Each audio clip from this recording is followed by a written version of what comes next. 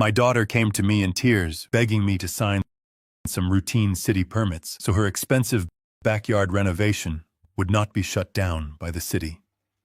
I am a father. I loved her. I trusted her. So I signed the bottom line without reading the dense header. Exactly 1 week later, a stranger knocked on my door and handed me a thick manila envelope. It was a civil lawsuit from a commercial bank. $300,000. And right there at the bottom of the guarantor agreement was my signature. Before I tell you how a father meticulously dismantles his own daughter to save his own life, let me know what city you are listening from in the comments. Hit like and subscribe if you believe betrayal from your own blood is the worst kind of poison. Now let me take you back to the exact moment my quiet retirement was burned to the ground. The morning it happened started like any other Tuesday. I am 68 years old, and I live alone in a modest 3-bedroom house I paid off a decade ago. I thrive on routine. At 7 in the morning, I was standing in my kitchen pouring hot water over my coffee grounds, watching the steam rise against the morning light. The doorbell rang. It was a sharp, aggressive sound that felt completely out of place in my quiet neighborhood. I wiped my hands on a dish towel and walked to the front door. A man in a cheap gray suit was standing on my porch, holding a clipboard and a thick manila envelope. He asked if I was Gordon. I nodded, and he shoved the envelope against my chest. He told me I had been served and walked rapidly back to his sedan without another word. I stood on the porch, feeling the sudden heavy weight of the paper in my hands. I went back inside, sitting at my kitchen island. I tore the envelope open.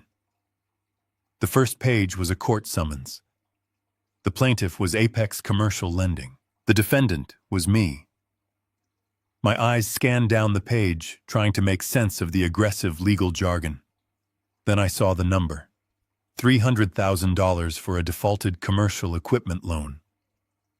I felt a cold knot form in my stomach. I turned to the second page, which was a photocopy of the loan agreement. I did not recognize the account numbers. I did not recognize the corporate entity listed as the primary borrower. But then I reached the final page. There, at the bottom of a personal guarantor clause, was my signature. It was not forged. It was my exact handwriting. I traced the blue ink with my finger, feeling a sudden wave of nausea. Right next to my signature was a date. The date was exactly 1 week ago. The memory of last Tuesday hit me like a physical blow.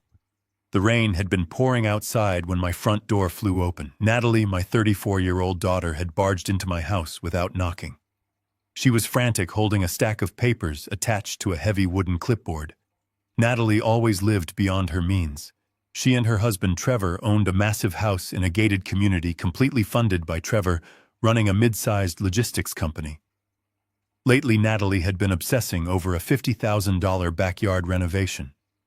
That rainy Tuesday, she had stood in my living room smelling of expensive perfume and panic. She told me the city zoning board was threatening to shut down the construction because of a property line dispute. She was crying, real tears streaming down her face, ruining her makeup. She said the contractors were going to walk off the job and keep her deposit if she did not get a signature from the original guarantor of her mortgage. Years ago, I had co-signed her first starter home, and she claimed the city still had me on file as a financial backer. She shoved the clipboard at me.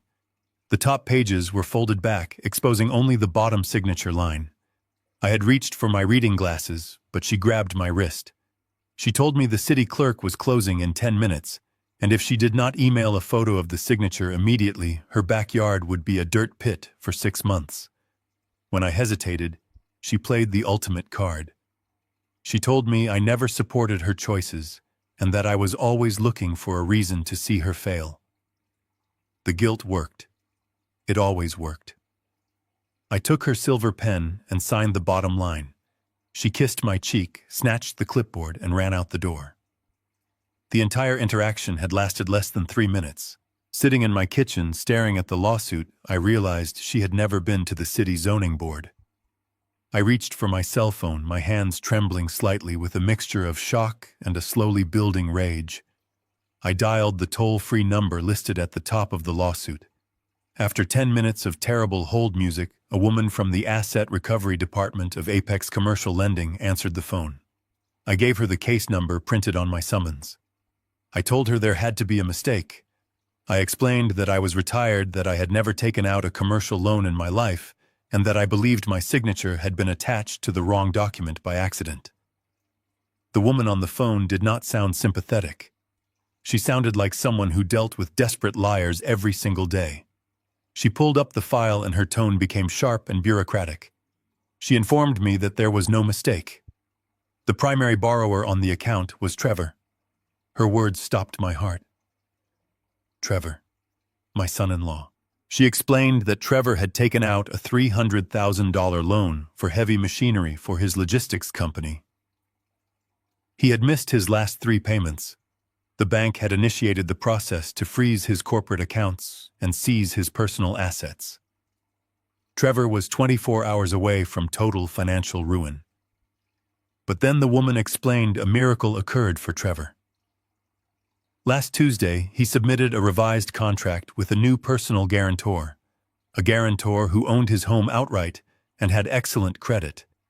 The asset seizure against Trevor was instantly halted because the liability was legally transferred to me. The woman on the phone asked if I had any further questions. I did not. I hung up the phone. The trap was perfectly designed. Trevor was drowning, so he and Natalie had thrown me an anvil to keep themselves afloat. They knew I would never willingly risk my home to cover his business failures. So they wrapped his commercial debt in a fake story about city permits and manipulated me into signing away my life. The silence in my kitchen was deafening. The coffee in my mug had gone completely cold. Most men my age would have panicked. Most men would have called their daughter demanding an explanation, begging for it to be a misunderstanding. But I did not feel panic. The initial shock had burned away, leaving nothing but absolute cold clarity. I looked around my house. I had built the back deck with my own hands. I had paid off the mortgage by working 60-hour weeks for 35 years. This house was my sanctuary, my safety net, and my legacy. And my own daughter had casually handed it over to a bank to protect her husband's ego and her own luxurious lifestyle. I gathered the lawsuit papers and slid them carefully back into the manila envelope. I walked to the hallway closet and put on my heavy winter coat. I picked up my car keys from the bowl by the door. I did not call Natalie to warn her I was coming. I stepped out into the crisp morning air, locked my front door, and got into my car. The drive across town took 45 minutes.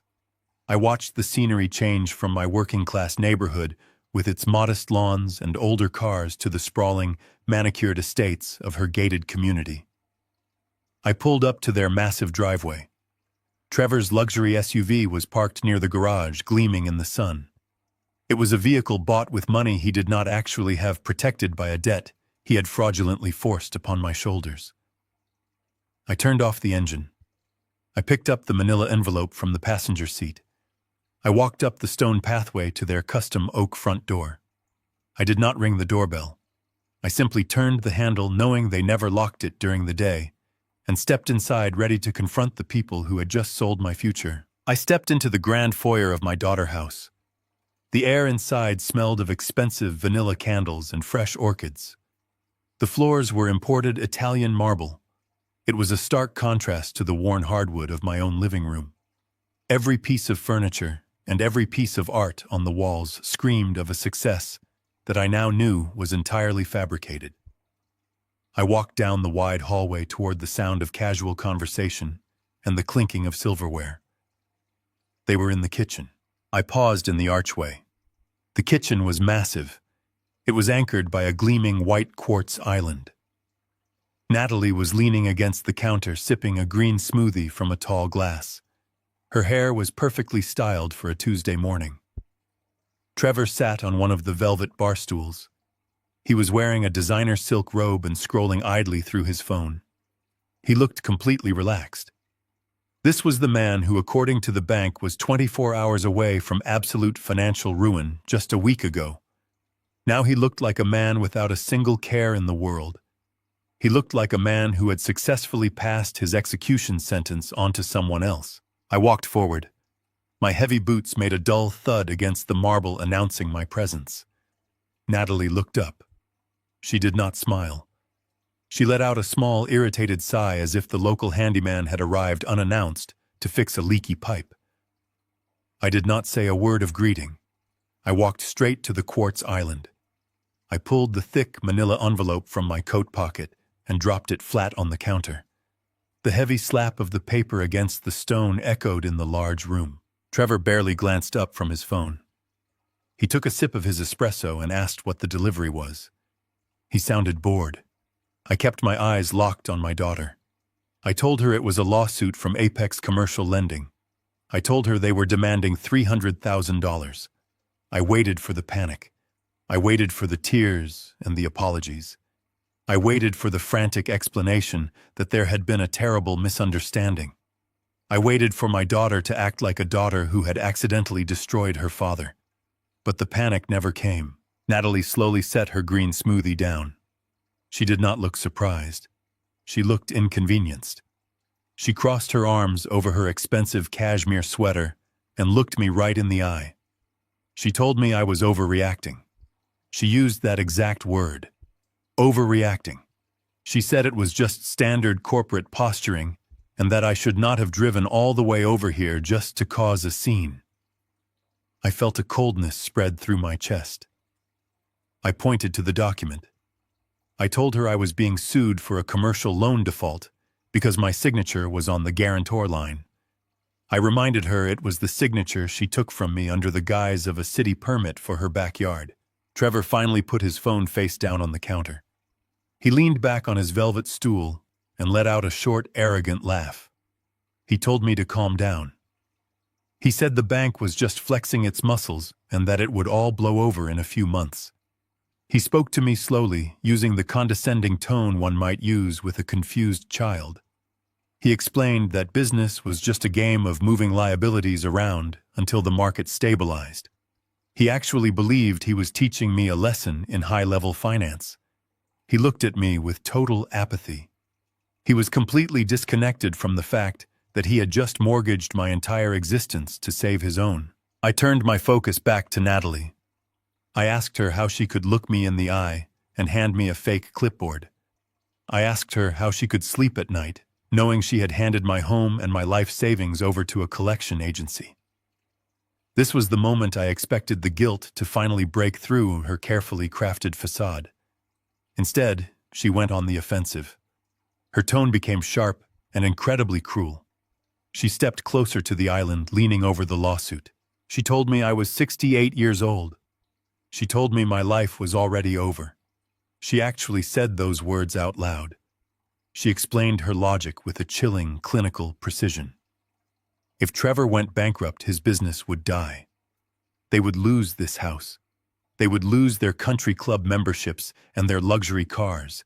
They would lose their entire social standing. Their lives, she argued, were just beginning. But me? She reasoned that I already owned my small house. I had my Social Security. If I had to declare personal bankruptcy, it would hardly change my daily routine. I would just have bad credit for a few years. According to her, that did not matter because I was too old to buy anything new anyway. I stood there listening to the daughter I had raised, rationalizing my financial execution as a practical family decision. She genuinely believed that because my life was quiet and modest, it was disposable. She believed it was my duty as a father to act as a human shield for her husband's incompetence. She did not see a crime. She saw a resource reallocation. She looked at me not as a person, but as an outdated asset that could be liquidated to maintain her lifestyle. Trevor chimed in again, agreeing with her. He told me I was being selfish. He said family was supposed to help family during economic downturns. He promised he would buy me a nice steak dinner once his company rebounded next quarter. He offered me a steak dinner in exchange for $300,000 of stolen credit. The sheer audacity of his offer was so profound it almost felt unreal. They were gaslighting me in my own language, twisting their felony into an act of necessary family sacrifice.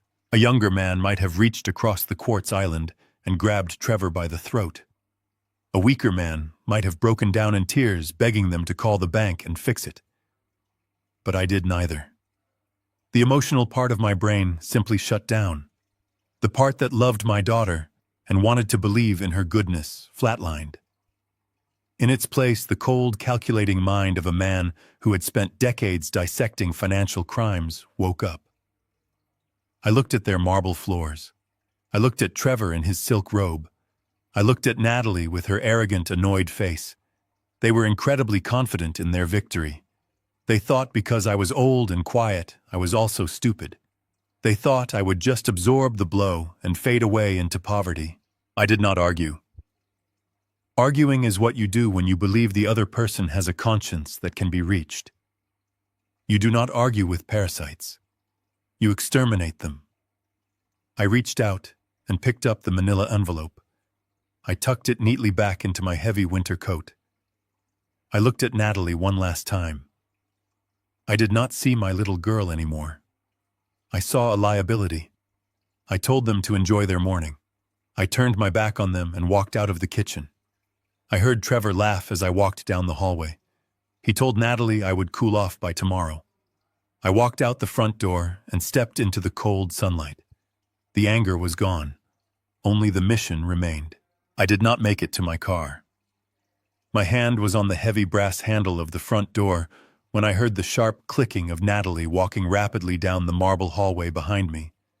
She called out my name. Not Dad. She used my first name, Gordon. It was a calculated choice designed to strip away the familial bond and establish her absolute authority.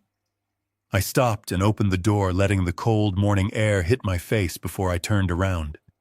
She stepped out onto the massive stone porch, folding her arms across her chest to ward off the chill. I thought for a fleeting second that she had followed me to apologize. I thought the reality of what she had done might have finally pierced her armor of arrogance. I was completely wrong. She had not come out to ask for forgiveness. She had come out to ensure I knew my place. She stood on the top step, looking down at me. Her voice dropped the annoyed tone from the kitchen and took on a cold, measured quality.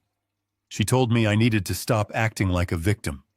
She said I had spent my entire life playing it safe, hiding in my modest little house, working a boring government job, and never taking any real risks. She pointed toward Trevor's luxury vehicle parked in the driveway. She said Trevor was a builder. He was a creator who took massive risks to provide her with the life I never could. She actually looked me in the eye and told me that my lack of ambition during her childhood had been a source of constant embarrassment for her. While her friends at the private school I had bankrupted myself to pay for went to Europe for the summer, she had to stay home. She said she had spent 34 years feeling like she was owed something better. I stood on the driveway, listening to the sheer magnitude of her delusion. I remembered the 60-hour work weeks. I remembered wearing shoes with holes in the soles so I could afford her horseback riding lessons. But I said nothing. My silence seemed to fuel her. She stepped down closer to me, her voice rising with a strange, twisted passion. She explained that she did not view the forged signature as a crime. She viewed it as an involuntary family loan. She told me that parents are supposed to be safety nets. She said a good father would gladly sacrifice his own comfort to ensure his daughter did not lose her social standing. She used those exact words. Social standing. She was not worried about starvation or homelessness. She was terrified of her wealthy friends finding out she was a fraud. And to prevent that embarrassment, she was willing to throw me to the wolves. She told me that nature dictates the old must make way for the young.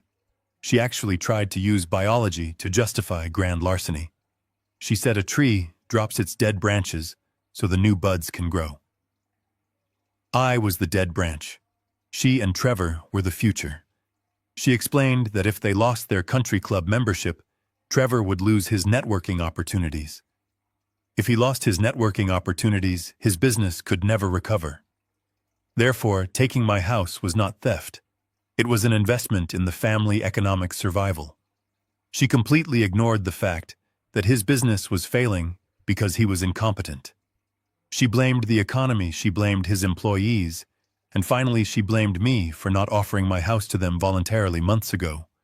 She said if I had just been generous from the start, she would not have been forced to trick me with the city permit story. She blamed me for making her lie. The psychological gymnastics required to reach that conclusion were staggering. She began to outline her vision for my future with terrifying precision. She told me the bank was going to take my house, and there was absolutely nothing I could do to stop it. She advised me not to waste money on a lawyer because the signature was real and any judge would side with the bank. She said she had already researched the bankruptcy process for seniors. She explained that my Social Security checks were protected from garnishment, so I would not starve. She offered this information as if she were doing me a massive favor, as if she had thoughtfully curated my destruction. Then she smiled. It was a tight, thin smile devoid of any warmth. She told me that after the bank evicted me, she and Trevor would graciously allow me to go into the small guest suite above their detached garage. She said I could help out around the property and maybe watch their future children to earn my keep. She was offering me a job as her indentured servant in exchange for stealing my entire net worth. She had it all planned out. She had dismantled my life piece by piece and repackaged it into a convenient solution for her own greed. She truly believed I would just lower my head and accept this fate because I had always yielded to her demands in the past. She thought my quiet nature was proof of my weakness. I watched the way her hands moved as she spoke. She was so calm. Her breathing was steady. Her heart rate was probably completely normal. It takes a terrifying type of person to destroy someone's life and feel absolutely no physical stress response. I realized I had failed her as a parent, not because I did not buy her enough expensive things, but because I had never taught her that actions have consequences. I had protected her from every mistake she had ever made. When she crashed her first car, I paid the deductible. When she dropped out of her first college, I paid the tuition penalty. I had spent a lifetime cushioning her falls, and now she expected me to throw myself under a moving train to save her. As she spoke, I experienced a profound internal shift. It was a physical sensation, like a heavy iron chain snapping inside my chest. For 34 years, I had carried the burden of unconditional love. I had forgiven her tantrums, her selfishness, and her endless demands because she was my child. But looking at her standing on the stone driveway, lecturing me about my duty to fund her vanity, I realized the daughter I loved did not actually exist. She was a phantom I had created in my own mind to justify her terrible behavior. The woman standing in front of me was a predator. She was a parasite who had attached herself to my life and was now preparing to drain the final drops of my blood. The grief I expected to feel never arrived. There was no sadness. There was only a cold, crystalline emptiness. The shift from father to auditor was the most profound experience of my life. It was a pure survival mechanism. If I stayed Gordon the father, I would have collapsed on the pavement and died of a broken heart. So my brain simply deleted him. The auditor took over. The auditor did not care about her cashmere sweater or her green smoothie. The auditor only cared about the numbers. $300,000. A commercial equipment loan. The auditor knew that banks do not hand over that kind of money without collateral inspections and wire transfers. The money had to go somewhere.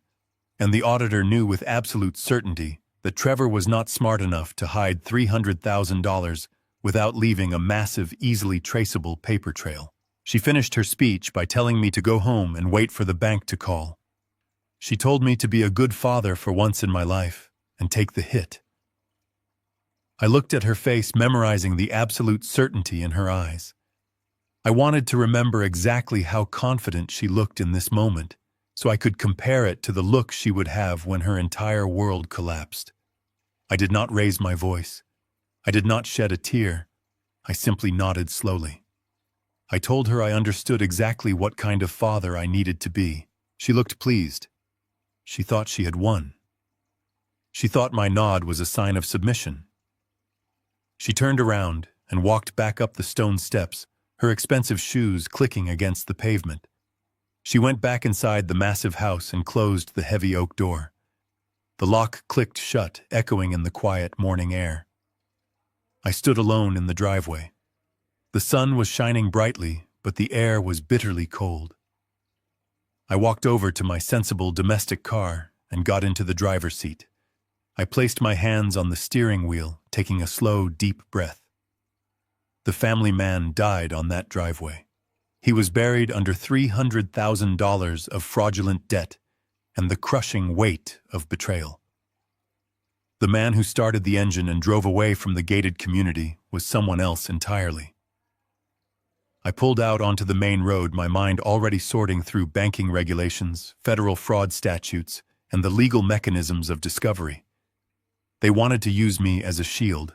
They were about to learn that some shields are made of razor wire. I walked down the long curved driveway of their estate.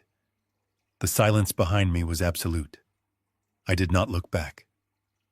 I knew that if I turned my head even a fraction, I might see the ghost of the little girl I used to carry on my shoulders, and that weakness would have destroyed me. So I kept my eyes fixed firmly on the gray pavement.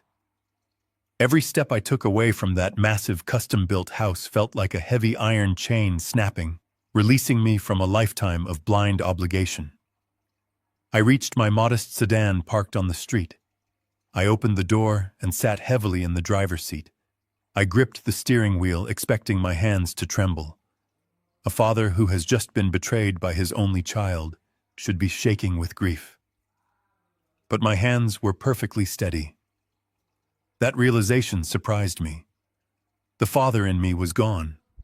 I was simply a man who had just been robbed of his entire future. I started the engine and drove away from the property. As I approached the exit of the gated community, the security guard in the front booth waved at me with a polite smile.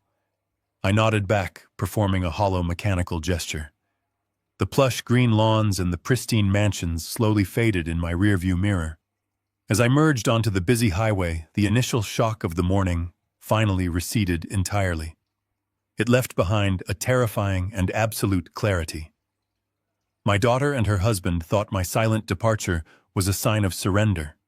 They thought I walked away without screaming because I was a tired old man who had accepted his inevitable defeat. They fundamentally misunderstood the nature of my silence. I was not retreating to hide. I was withdrawing to prepare a battlefield they could never survive. My mind immediately shifted to tactical survival. The auditor inside me took full control of the situation. If a commercial lender was coming after my assets to satisfy a $300,000 default, they would not just stop at seizing my house. They would actively target my liquidity. I had $80,000 sitting in a high-yield savings account at my local bank branch. It was money I had accumulated over 3 decades of careful, disciplined living. I needed to move every single penny of it into a secure cashier check or a protected trust before the aggressive lawyers at the commercial bank found it. I bypassed the highway exit for my quiet neighborhood and took the faster route straight into the downtown financial district. I pulled into the parking lot of my local bank. The afternoon sun was casting long, dark shadows across the concrete pavement. I walked through the heavy glass double doors, feeling a massive sense of urgency perfectly masked beneath a calm exterior. I approached the nearest open teller station. A young man behind the counter smiled warmly and asked how he could assist me today. I pulled my debit card and my state-issued driver license from my wallet, sliding them across the polished counter. I told him I needed to close both my checking and savings accounts immediately and withdraw the entire balance. He nodded, typing my account number into his computer system. I watched the reflection of his screen, waiting for the transaction to clear.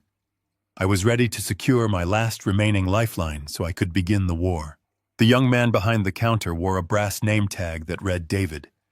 He smiled politely as I handed him my driver license and my debit card. I told him I needed to close my checking and savings accounts immediately and withdraw the entire balance in the form of a certified cashier check. I kept my voice entirely neutral, betraying none of the absolute chaos that had swallowed my morning. I watched his fingers move across his keyboard. I knew exactly how much money was in that institution. I had $82,416. That money represented 35 years of packing my own lunches, skipping vacations, and driving sensible used cars. It was my medical safety net and my peace of mind. I needed it safe and completely liquid before the aggressive commercial lawyers at Apex Lending could locate it. David smiled and clicked his computer mouse. He told me it would just take a moment to process a withdrawal of that size. I stood perfectly still, resting my hands on the cool marble counter of the bank. I breathed evenly, watching the second hand sweep across the large clock on the wall. But the moment stretched into a full minute. Then 2 minutes. I watched the polite smile slowly fade from David's face. A small, confused crease appeared between his eyebrows. He clicked his mouse again, pressing the button much harder this time. He leaned forward, staring closely at his screen. I knew that exact look. During my career as a forensic auditor for the government, I had seen that identical expression on the faces of countless financial clerks when they hit a hard stop in their system. The air in my lungs suddenly felt very thin. David looked up at me with an apologetic and nervous expression. He told me he was getting an error code he had never encountered before. He said my account was flagged with a restrictive administrative hold. He asked me to wait for a moment and quickly walked over to the glass-walled office of the branch manager. I watched them whisper to each other through the glass. The manager was a middle-aged woman with a severe haircut. As David spoke, she looked through the glass directly at me. Her expression was completely devoid of any customer service warmth. It was a cold, calculating look. It was the look of someone observing a major legal liability. She picked up a printed sheet of paper from her desk and walked out of her office. She approached the counter and introduced herself as Sarah. She did not offer her hand for me to shake. Sarah slid the single piece of paper across the marble counter toward me. She kept her voice low so the other customers would not hear. She told me she was terribly sorry, but the bank was legally prohibited from processing my withdrawal. She explained that a court-ordered hold had been placed on my entire financial portfolio just 2 hours ago. I looked down at the paper. It was a notice of a prejudgment attachment filed by Apex Commercial Lending. I felt a cold shock travel down my spine, settling deep in my stomach. The commercial bank had not just filed a standard civil lawsuit. They had filed an emergency injunction to completely freeze my assets, preventing me from hiding or moving my money before the trial even began. They had moved with a speed and a ruthless aggression that took my breath away. They did not wait for a judge to hear my side of the story. Sarah explained that until the lawsuit was entirely resolved, or a judge specifically lifted the order, every single penny I owned was locked down. I could not withdraw cash. I could not write a check for my groceries. I could not even use my debit card to buy a cup of black coffee. I asked her how a bank could freeze my life savings without a court hearing. I already knew the answer, but I needed to hear her say it out loud, to confirm the absolute nightmare my daughter had plunged me into. Sarah looked at me with a mixture of pity and discomfort. She explained that commercial lending contracts are built entirely differently than personal consumer loans. When I signed that guarantor agreement for my daughter's backyard permit, which was actually a commercial debt waiver, I had legally waived my right to a preliminary hearing. I had basically handed Apex Lending a master key to my entire financial existence. Trevor and Natalie had not just handed me a massive bill. They had handed me a financial death sentence. They had locked me in a cage and handed the keys to a corporate predator. I reached into my heavy winter coat and pulled out my worn leather wallet.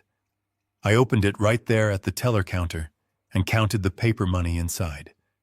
I had exactly $34. That was it. That was the absolute sum of my usable wealth in the world. Everything else, my $82,000, my checking account, my emergency fund, was trapped behind an impenetrable digital wall. Most people in that situation would have completely lost their minds. Most men my age would have started screaming at the bank manager, demanding access to their own hard-earned money. They would have caused a massive scene or collapsed on the floor in tears. But the forensic auditor inside my head did not panic. He simply recognized a brilliant tactical strike when he saw one.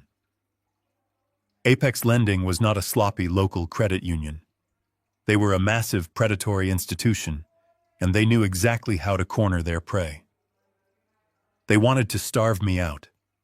They wanted to make me so desperate and so terrified that I would be forced to sell my house and settle the debt just to survive the winter. I looked at Sarah. I did not raise my voice. I thanked her calmly for her time and for explaining the situation. I picked up my driver license and my completely useless debit card, sliding them back into my wallet. I turned around and walked out of the bank with my head held high.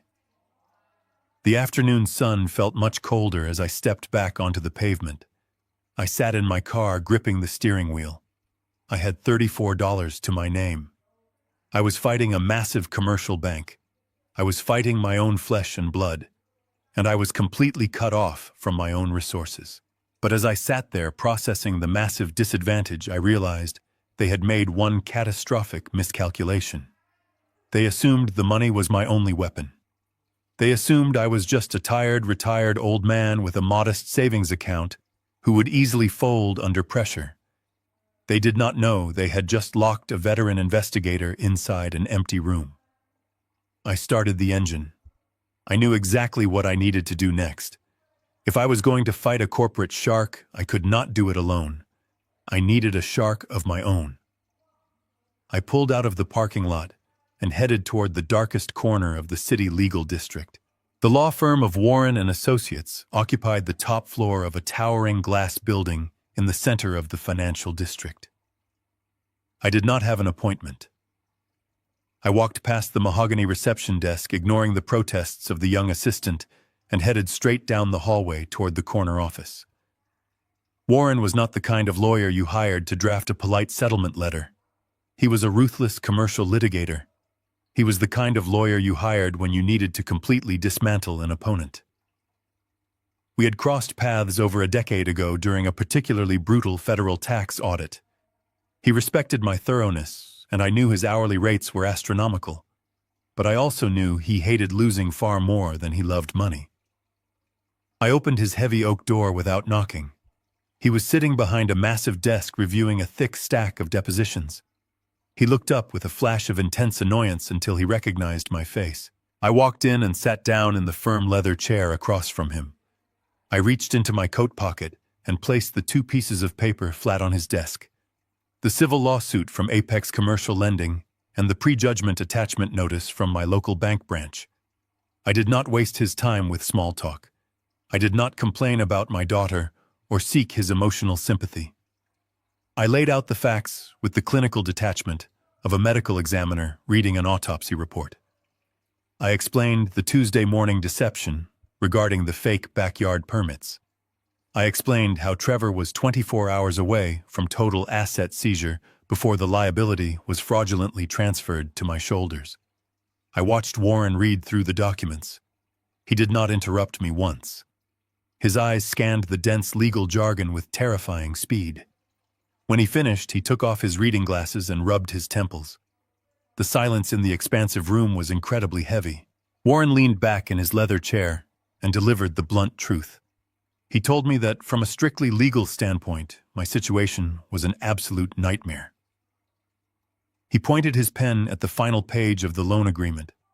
He said the primary problem was not just the signature itself. The problem was that the signature was undeniably authentic. He explained the grim reality of fighting a claim of fraudulent inducement in a commercial court setting. Without written evidence of the deception or a recorded audio confession, proving fraud is almost impossible. It becomes a simple game of he said, she said.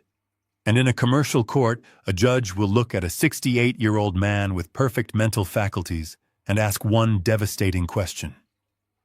Why did you not read the header of the document before signing it? The court would automatically assume I was a willing participant who simply experienced severe buyer remorse after my son-in-law defaulted on the payments. Warren then picked up the prejudgment attachment notice from my bank. He tapped the paper firmly with his finger. He said Apex Lending had executed a flawless tactical strike against me. By freezing my checking and high-yield savings accounts, they had effectively cut off my oxygen supply before the battle even began. He explained their corporate strategy in brutal detail. They knew that a protracted legal battle to prove fraud could take 2 or 3 years. During that time, my accounts would remain completely locked. I would not be able to pay my annual property taxes. I would not be able to pay my utility bills or even buy my weekly groceries. They were banking heavily on the fact that the sheer terror of sudden poverty would force me to fold within a single month. They expected me to beg for a rapid settlement where I would willingly sell my house to pay off Trevor debt just to get my grocery money back. I asked Warren exactly what it would take to fight the signature in court. I needed to know the precise financial parameters of the battlefield. Warren did not sugarcoat the numbers. He told me that entering a defensive commercial litigation against a bank of this massive size would require a minimum retainer of $50,000 just to survive the initial discovery phase. He said the bank would intentionally bury us in endless legal motions and procedural delays specifically designed to drain my resources. He looked at me with a grim expression. He knew I had the money to fight, but he also knew that money was currently locked inside a digital vault controlled by the very people suing me. I had exactly $34 in my wallet. I could not even afford to validate my parking ticket downstairs, let alone fund a multi-year federal lawsuit. The reality of my situation settled over the room like a suffocating blanket. The traditional legal avenue was entirely blocked. My daughter had not just thrown me under the bus. She had chained me to the asphalt. If I tried to fight the signature, I would starve before the case ever saw the inside of a courtroom. If I surrendered, I would lose the home I built and the financial security I had worked my entire adult life to achieve. Warren watched my face closely. He was waiting for the inevitable emotional collapse. He was waiting for the moment the retired old man realized he was utterly defeated. Most of his corporate clients broke down at this exact point. They cried or they raged against the inherent unfairness of the justice system, but the panic never surfaced.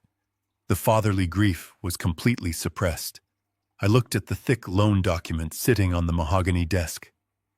I stared at the name of Trevor Logistics Company printed clearly at the top of the page. I thought about the $300,000. I told Warren that the bank had built a perfect legal trap based entirely on a single piece of paper. But I also told him that a piece of paper is just a physical representation of an underlying financial event. A commercial bank does not just hand over $300,000 in briefcases of cash. They wire it. They track it through federal clearinghouses. They require extensive proof of purchase for heavy machinery. They require serial numbers, vendor invoices, and delivery receipts. I leaned forward, resting my elbows on my knees. I told Warren that we were looking at the problem from the wrong angle. We were trying to bash our heads against a heavily fortified legal wall. I said we needed to stop looking at my signature and start looking at the bank money. Warren frowned slightly. He asked what I meant by that. He reminded me that the money was already gone. Trevor had supposedly lost it all in a severe economic downturn, causing the massive default. But I shook my head slowly. I told Warren that $300,000 does not just evaporate into thin air. It leaves a massive trail. It leaves permanent digital footprints. It moves from one secure account to another. I told him that Trevor was a moderately successful logistics manager, not a seasoned criminal mastermind. If he was desperate enough to trick his own father-in-law to avoid bankruptcy, he was definitely sloppy enough to leave a massive trail of financial evidence behind him. I asked Warren a simple procedural question. I asked him if my legal status as the guarantor gave me the right to demand the primary borrower original loan file. Warren slowly sat up straight in his chair. A small, sharp spark of realization appeared in his eyes. He nodded.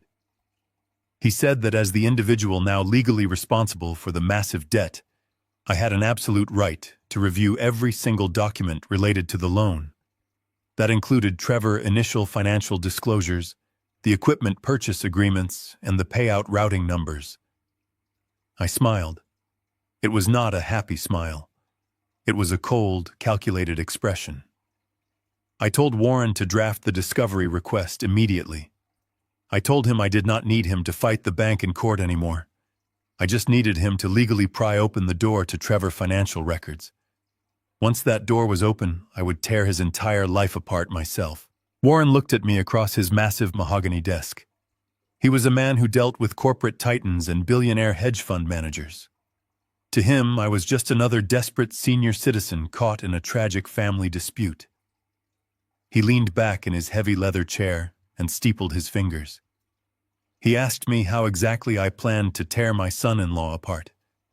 He pointed out that Trevor owned a logistics company with multiple limited liability corporations, shell accounts, and a dedicated accounting team. Warren said finding hidden money in a complex corporate structure requires a specialized team of forensic accountants. He warned me that hiring an external firm to conduct a shadow audit would cost another $20,000 I simply did not have. I let him finish his warning. I understood his skepticism.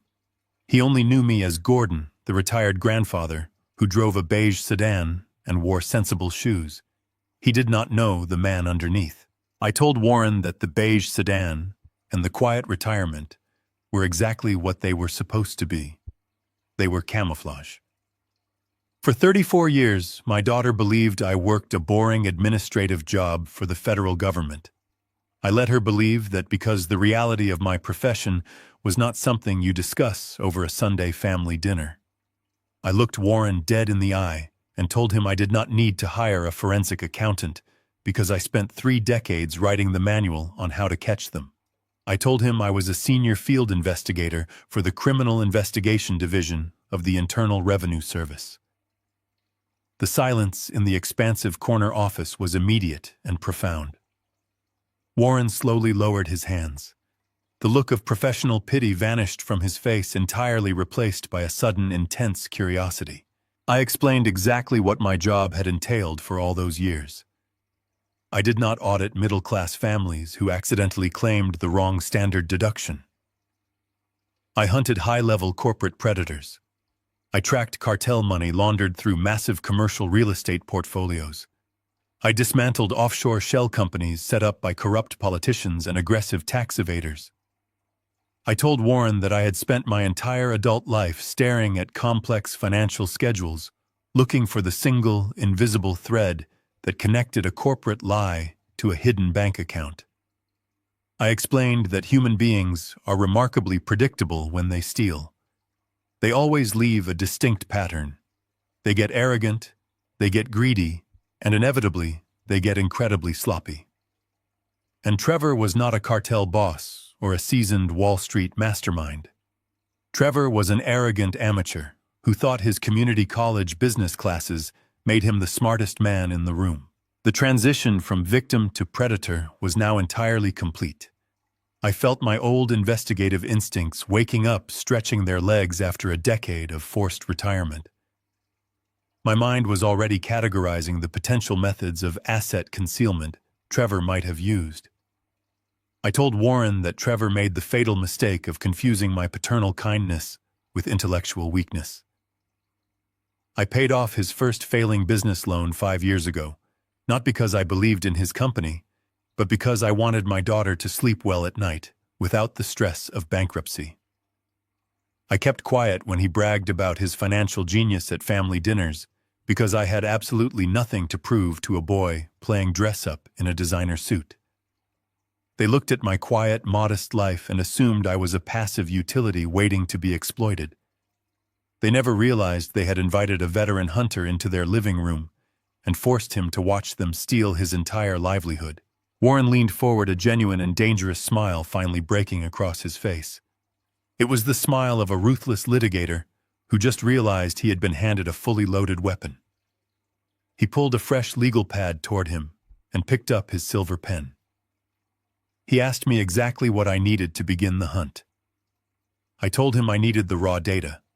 I needed the original commercial loan application, the heavy equipment purchase invoices, the vendor routing numbers, and the internal bank transfer receipts. I explained that since Apex Commercial Lending had legally forced the primary debt onto my shoulders, they had inadvertently given me full legal clearance to review the entire financial history of the loan. They thought they were chaining me to a sinking ship so Trevor could escape on a lifeboat. They did not realize they had just handed me the complete navigation charts. I told Warren to draft the legal demand for discovery immediately and force the bank to hand over the files. I was going to find out exactly where that $300,000 was hiding, and then I was going to wrap it around Trevor's neck like a legal noose. Warren did not waste a single second. While I sat in his office, he had his legal team draft an emergency demand for discovery. It was a vicious piece of legal machinery, specifically citing my status as the newly appointed primary guarantor. Under federal banking regulations, a guarantor has the absolute right to review the complete risk profile of the debt they are assuming. Warren had his courier hand deliver the demand to the regional headquarters of Apex Commercial Lending before 3 o'clock that same afternoon. The document gave the bank exactly 48 hours to produce the entire unredacted file for Trevor Logistics Company, or face an immediate federal injunction for bad faith lending practices. The trap was set, and now all I had to do was wait for the prey to walk into it. The next 2 days were a masterclass in psychological endurance. I was completely cut off from my own money. I ate canned soup from my pantry and drank tap water. I did not call Natalie. I did not answer the 3 text messages she sent me reminding me to sell my house quickly. I existed in a state of absolute focused silence. On the morning of the 3rd day, my burner phone rang. It was Warren. He told me to come to his office immediately. The bank had caved. Faced with the threat of a federal injunction, they had released the digital files. I walked into the law firm and went straight to a small windowless conference room in the back. The table was covered in thick stacks of printed financial schedules. Warren was standing at the head of the table holding a cup of black coffee, looking like a general reviewing a map of enemy territory. He pointed to a massive stack of papers in the center. He told me that was Trevor's entire corporate life for the last 3 years. Every loan application, every vendor invoice, and every bank transfer. I sat down at the table and pulled the first stack toward me. The paper smelled like fresh toner. I did not look at the executive summaries or the glossy business plans. I knew those were just corporate fiction designed to impress lazy loan officers. I went straight for the raw numbers. I opened the general ledger and began to trace the flow of the $300,000. The auditor inside me took over completely. I fell into a state of deep, familiar concentration. My eyes scanned the columns of numbers looking for the anomalies. I was looking for the tiny inconsistencies that criminals always leave behind when they try to build a fake reality. It took me exactly 4 hours to find the first fracture. I was reviewing the disbursement schedule for the heavy machinery Trevor supposedly purchased with the loan. According to the documents, the bank had wired $280,000 directly to a vendor called Industrial Solutions Incorporated. The remaining $20,000 was listed as a consulting fee paid to a third-party logistics broker. I pulled the invoice from Industrial Solutions. It looked professional. It had a sleek logo and a listed address in a corporate park across town. The invoice detailed the purchase of 3 heavy-duty forklifts and a specialized conveyor belt system. But as I looked closer, the illusion began to completely unravel. I checked the employer identification number listed at the top of the invoice. It was a valid federal tax number, but its structure was wrong for a heavy machinery manufacturer. It was formatted like a pass-through entity. I then looked at the serial numbers listed for the 3 forklifts. They were perfectly sequential. ending in 0102 and 03. That never happens in real industrial purchasing. When you buy massive equipment from a massive warehouse, you get whatever units are closest to the loading dock. You do not get perfectly sequential factory numbers unless you are buying them directly off the assembly line. The invoice was not a record of a transaction. It was a digital fabrication created by someone who did not understand the granular details of heavy industry. I called Warren into the room. I laid the invoice flat on the table and pointed to the sequential serial numbers. I explained the discrepancy. Warren looked at the paper, his eyes narrowing. He asked me what it meant. I told him it meant Industrial Solutions Incorporated did not actually exist as a legitimate vendor. It was a shell company. I told him Trevor did not buy any heavy machinery. He created a fake invoice to convince the bank to release the funds. Warren leaned over the table, tracing the routing number on the wire transfer receipt. He told me that if the vendor was fake, the routing number had to go somewhere. The money was wired to a real bank account. I nodded, my heart beating with a cold, steady rhythm. I told him that was the next step. I needed to trace that routing number and find out exactly who was sitting at the end of the wire. I knew in my bones that the money had not vanished into a bad business deal. It had been intentionally stolen and parked somewhere safe, and I was going to find out exactly whose name was on that safe. I pulled the routing number from the document and began to cross-reference it with state corporate registries. The hunt was no longer theoretical. We had found the scent of the blood, and we were going to follow it all the way to the kill. I left the law firm carrying a heavy cardboard box filled with the copied financial schedules. I drove back to my quiet house and carried the box into my dining room. I pushed my small wooden table against the wall, creating a makeshift workstation. I unpacked the documents, organizing them into neat chronological stacks. My focus was entirely singular. I pulled the invoice from the supposed machinery vendor Industrial Solutions Incorporated and set it squarely in the middle of the table. I needed to completely destroy the legitimacy of this document. I needed proof so absolute that the aggressive lawyers at Apex Lending would be forced to drop their lawsuit against me and immediately turn their attention to Trevor. Buying heavy industrial machinery is not like buying a television from a local electronics store. Heavy machinery leaves a massive permanent digital footprint. Manufacturers track every single unit from the moment it leaves the assembly line until it is finally sold for scrap. Every commercial forklift and every industrial conveyor belt has a unique stamped alphanumeric identification sequence.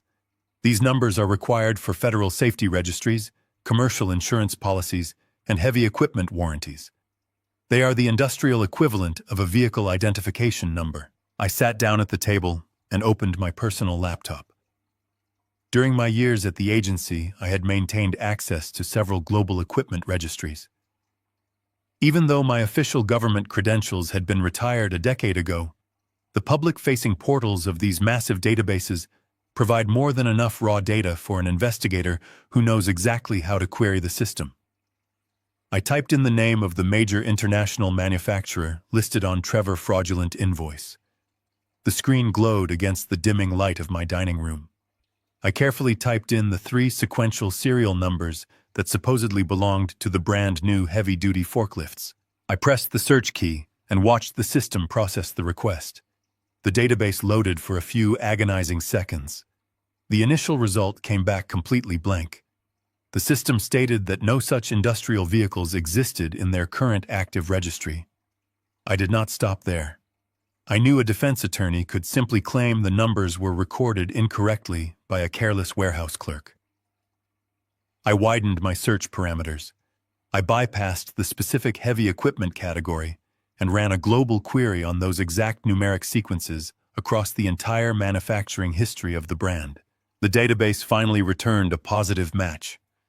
The serial numbers were indeed real, but they did not belong to brand-new industrial forklifts.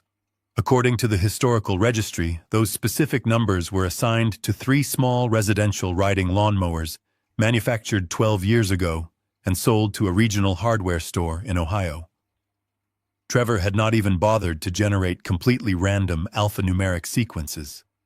He had likely walked into a local hardware store or looked in his own garage and copied the numbers off the back of a lawnmower just to fill in the blank spaces on his fake invoice. The sheer laziness of his fraud was staggering. But to completely destroy his defense, I needed physical, undeniable proof that the vendor itself was a ghost. A fake serial number on a piece of paper could be argued away. A fake manufacturing plant could not. I looked at the physical address printed at the top of the Industrial Solutions Incorporated invoice. It listed a suite number in a commercial logistics park on the industrial edge of the city. It sounded incredibly legitimate on paper. I put on my heavy winter coat and got back into my car. The drive took 45 minutes, taking me far away from the manicured lawns of my daughter-gated community and into a bleak gray landscape of concrete warehouses and stacked shipping containers. I navigated through the heavy commercial truck traffic until I reached the specific street listed on the document. I pulled my car over to the shoulder of the road and looked out my passenger window. There was no massive warehouse complex. There was no loading dock filled with heavy machinery waiting to be shipped. The address printed on the $300,000 invoice belonged to a rundown, decaying strip mall sandwiched between a discount tire shop and a fast food restaurant.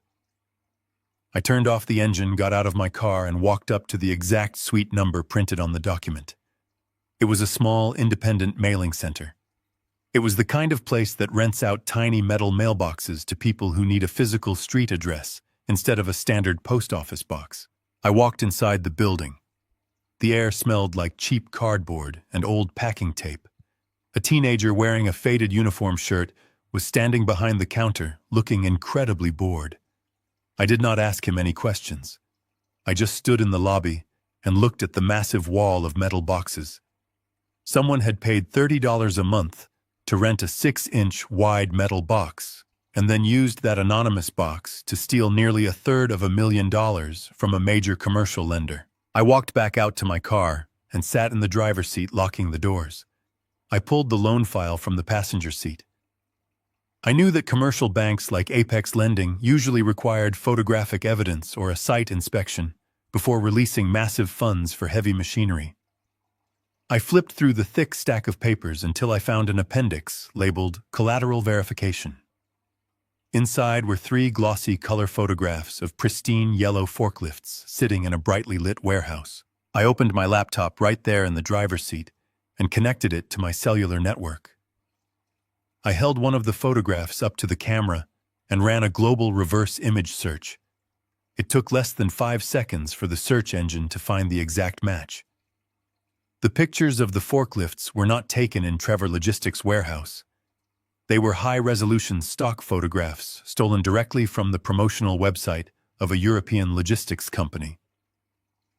Trevor had downloaded the images, printed them in color, and handed them to the bank as proof of purchase. I closed my laptop and rested my hands on the steering wheel. The phantom machinery was officially verified. There were no forklifts. There was no conveyor belt system. There were absolutely no physical assets for the bank to repossess. The entire business default was a carefully staged event. Trevor had completely fabricated the purchase to convince the bank to release the money. That meant the nearly $300,000 had not vanished into a failed business venture. It had been converted into pure liquid cash. And that cash had been wired to a bank account controlled by the people who rented that tiny metal box. The physical trail was entirely dead, but the digital trail was just beginning. I started the engine of my car. It was time to follow the wire. The drive back to my house from that decaying strip mall was completely silent. I did not turn on the radio. My mind was already mapping out the digital architecture of the federal banking system. When I walked through my front door, the house felt different. It was no longer the quiet sanctuary of a retired man. It was a command center. I went straight back to my dining room table and sat down in front of my laptop. The physical proof was secured. The heavy machinery was a ghost. Now I had to find the actual money. I pulled the wire transfer confirmation from the stack of financial schedules Warren had forced the bank to surrender.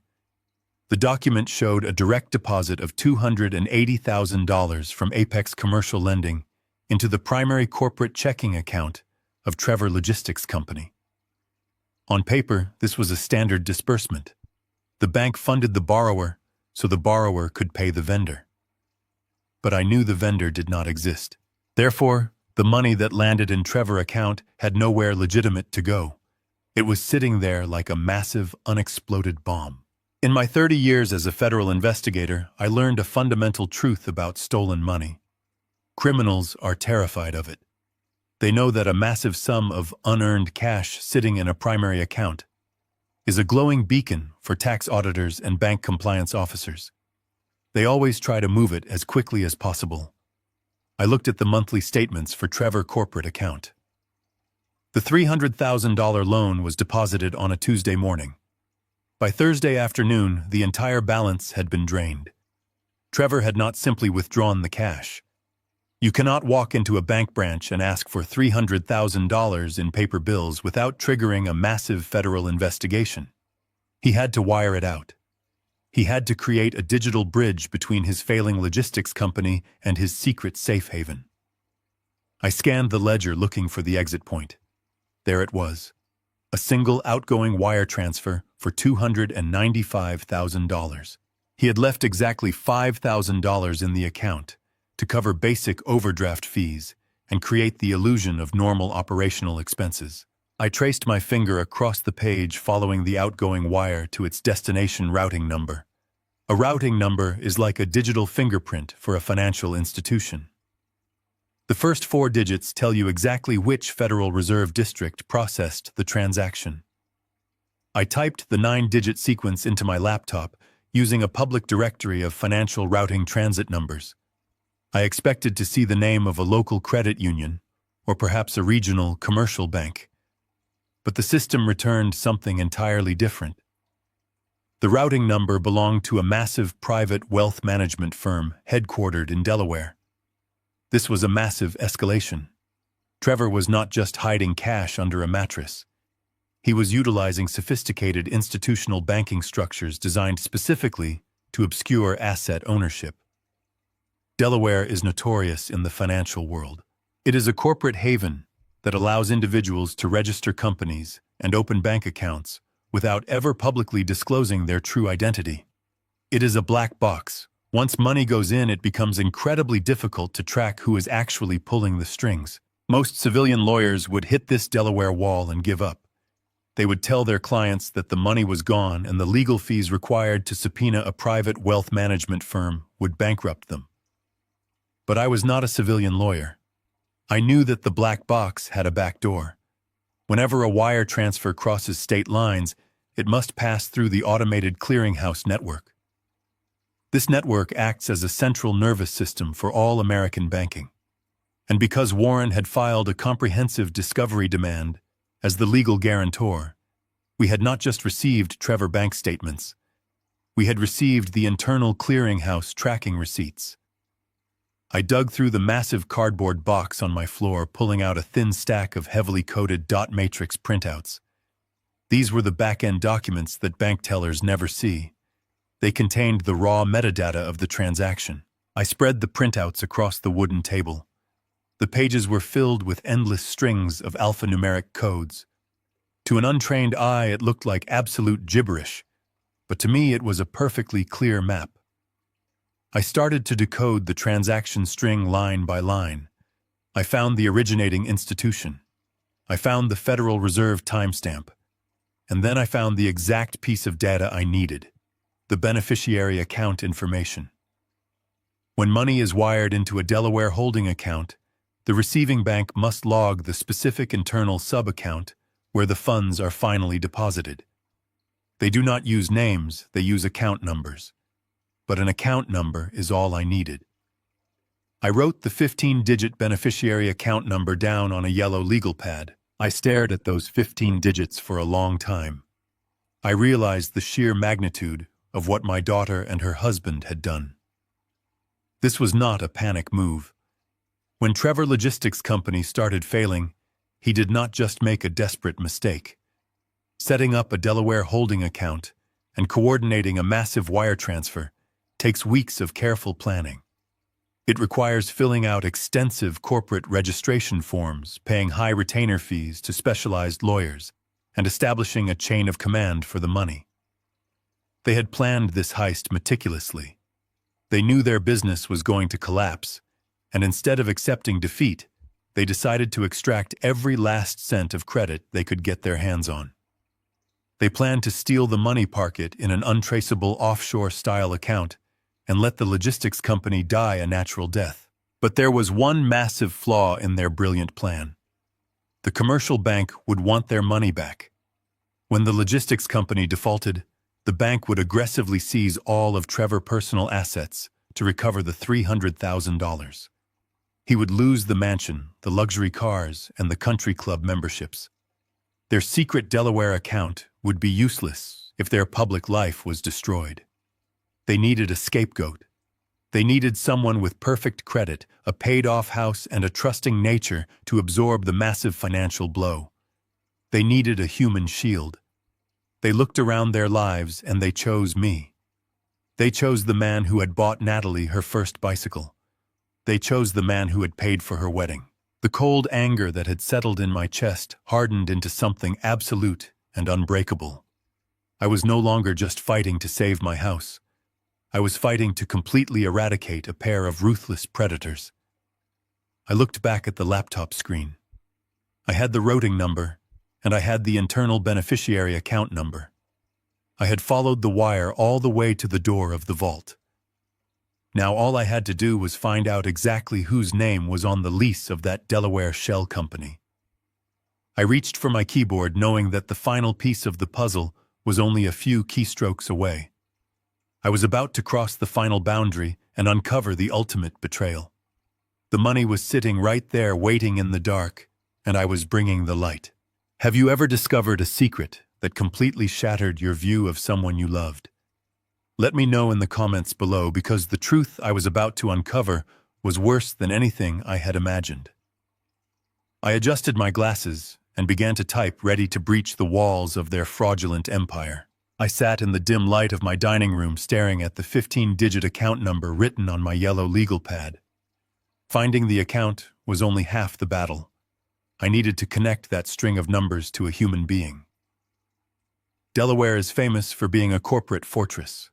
It is designed specifically to allow wealthy individuals to hide their assets behind walls of legal anonymity.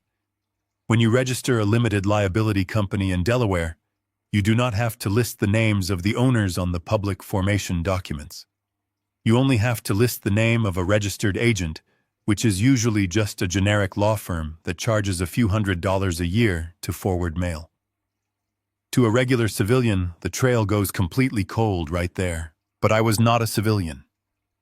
During my decades hunting federal tax evaders, I learned that there is no such thing as absolute financial anonymity in the United States. The Patriot Act requires banks to know exactly who they are doing business with. You can hide behind a registered agent to the general public, but when you open a commercial bank account to receive a wire transfer of nearly $300,000, a real human being has to sign the banking charter. They have to provide a social security number, and they have to be listed as the managing director of the corporate entity. I opened a secure browser on my laptop and accessed a comprehensive public records database. It was a paid service I still subscribed to from my consulting days. I could not search by the bank account number directly, so I had to work backward from the timeline. I searched the Delaware Division of Corporations for any new limited liability companies, formed exactly 3 weeks before Trevor defaulted on his commercial loan. Criminals rarely set up their shell companies years in advance. They set them up right before they need to catch the stolen money. The search returned over 500 new companies. I needed to narrow the field. I cross-referenced the results with the generic registered agent that Trevor used for his logistics company. Criminals are creatures of habit. They rarely go out and find a brand new lawyer when they are trying to commit fraud quickly. They use the people they already know. The database filtered the results down from 500 to exactly one entity. It was a company called Horizon Capital Holdings. It had been legally registered exactly 22 days before Trevor walked into the bank to submit my forged signature. The timeline was absolutely damning. It proved beyond a shadow of a doubt that the business default was not a sudden tragedy. 22 days before they claimed financial ruin, they were already building the offshore vault to hide the money. They knew exactly what they were going to do. But I still needed the name.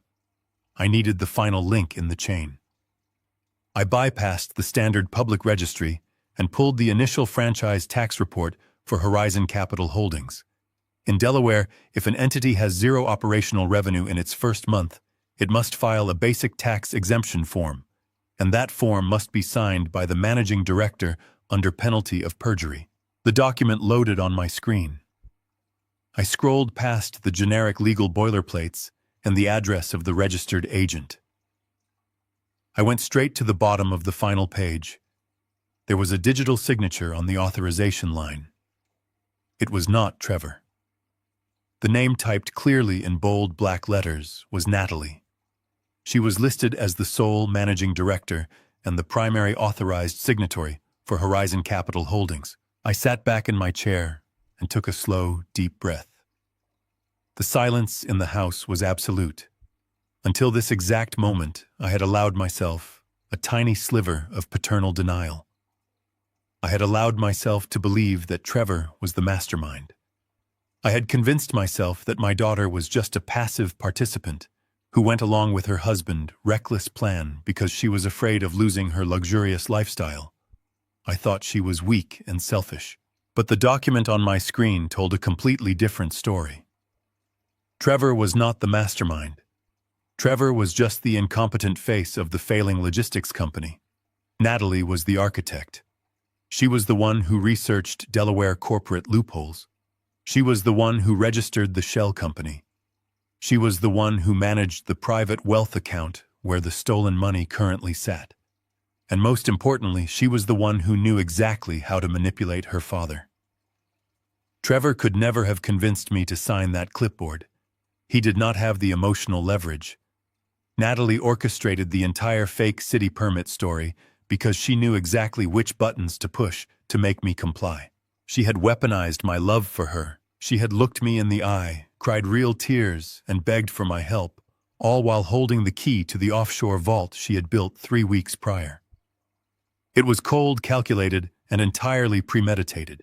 She had decided to sacrifice me to secure a $300,000 payday for herself. The revelation was so profound, it completely rewired my understanding of my own life. The woman who came out onto the stone driveway and lectured me about the old making way for the young was not just a spoiled child throwing a tantrum. She was a financial criminal defending her heist. She actually believed she was smarter than the bank and smarter than her own father. She thought her Delaware fortress was impenetrable. I reached out and clicked the print button on my laptop. The printer hummed to life, sliding the crisp white page into the tray. I picked it up and added it to the growing stack of evidence on my table. I now had the fake invoice proving the machinery did not exist. I had the clearinghouse receipt proving the money was wired out. And I had the franchise tax document proving my own daughter was sitting on the stolen cash. The legal noose was completely braided. It was thick, heavy, and ready to be deployed. I just needed to figure out exactly how to drop it around their necks so they could never escape. Just as I placed the document onto the table, the screen of my burner phone lit up. It was a text message from an unknown number. I did not need to guess who it was. The architects of my destruction were getting impatient. They wanted to make sure the old man was breaking according to their schedule. I stared at the glowing phone, ready to engage in the final act of their play. The burner phone vibrated against the wooden table. The screen illuminated the dark dining room, showing a number I knew by heart. It was Natalie. I let it ring 3 times. I needed to center my breathing and lock the forensic auditor firmly in place before I engaged. I pressed the green button and raised the phone to my ear. I did not say hello. I just listened to the silence on the line. Then she spoke. Her voice was incredibly soft. It was the exact tone she used when she was 7 years old and wanted me to fix a broken toy. She asked me how I was holding up. She actually sounded sympathetic. If I had not just spent the last 6 hours tracing her digital fingerprints to an offshore shell account, I might have believed she actually cared. I told her I was sitting in the dark because my bank accounts were frozen. I kept my voice flat and tired. I needed her to believe the financial starvation tactic was working perfectly. She let out a heavy, dramatic sigh. She said she felt absolutely terrible about the way the bank was treating me. She called the bank predatory and ruthless. She completely removed herself from the equation, acting as if the lawsuit was a random natural disaster that had struck our family. She said Trevor was working around the clock, trying to find a solution, but his hands were tied. I listened to her spin the lie with flawless execution. She was sitting on $300,000 of stolen cash, and she was complaining to me about the stress of the situation. Then she initiated the emotional manipulation. She lowered her voice, making it sound intimate and fragile. She told me that she and Trevor had been talking a lot about the future lately. She said they were planning to start a family next year. She painted a beautiful picture of Sunday dinners and holidays filled with children. She told me how much she wanted her kids to grow up knowing their grandfather. She said she wanted them to play in the yard and listen to my stories. She dangled the promise of future grandchildren in front of me like a piece of meat in front of a starving dog. It was a beautiful vision designed specifically to exploit my deepest paternal desires. But the beautiful vision came with a heavy price tag. Her tone shifted slightly, becoming more practical and firm. She told me that all of those future memories were at risk. She said this silly money issue was creating a toxic environment. She warned me that if I decided to fight Trevor in court, it would destroy the family completely. She said she could never allow her future children to be around a grandfather who sued their father. She was holding children that did not even exist yet as hostages. She was telling me that my access to her future family was entirely conditional on my willingness to let her rob me blind. It was the most calculated and vicious emotional extortion I had ever witnessed. She moved swiftly to her solution. She told me the real estate market was incredibly strong right now. She said my house was worth at least $400,000. If I put it on the market this week, I could have a cash buyer within a month. I could pay off the bank, clear Trevor name, and still have a little bit of money left over. She reminded me about the guest suite above their garage. She said I could move in there rent-free and help raise the babies. She pitched the destruction of my independence as a beautiful family reunion. She wanted me to sell the house I built with my own hands, hand the money over to a commercial bank, and spend the rest of my life living as a dependent in her shadow. I sat at the dining room table looking down at the Delaware franchise tax report. Her name was printed right there as the managing director of Horizon Capital Holdings. I traced the letters of her name with my finger as she continued to talk about family loyalty and sacrifice. The contrast between the words coming out of her mouth and the physical evidence sitting in front of me was staggering. During my years at the agency, I had interrogated cartel bankers and corporate embezzlers, but none of them possessed the sheer sociopathic confidence of my own daughter. She was a master manipulator. She knew exactly how to twist reality to make herself the victim and make my total submission seem like the only moral choice.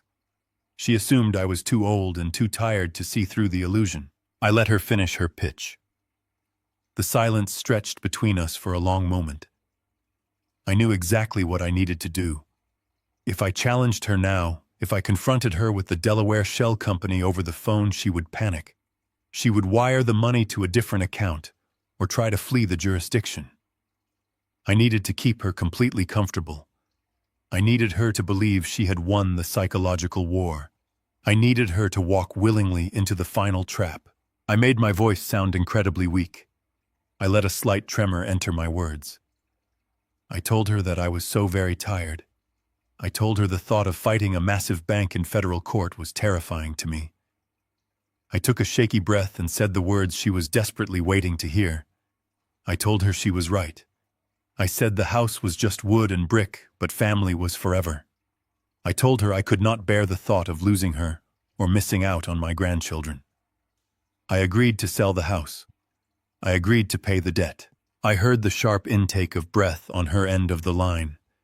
It was the sound of absolute victory. She had successfully broken her father. Her voice became bright and enthusiastic immediately. She praised me, telling me I was making the right choice for everyone.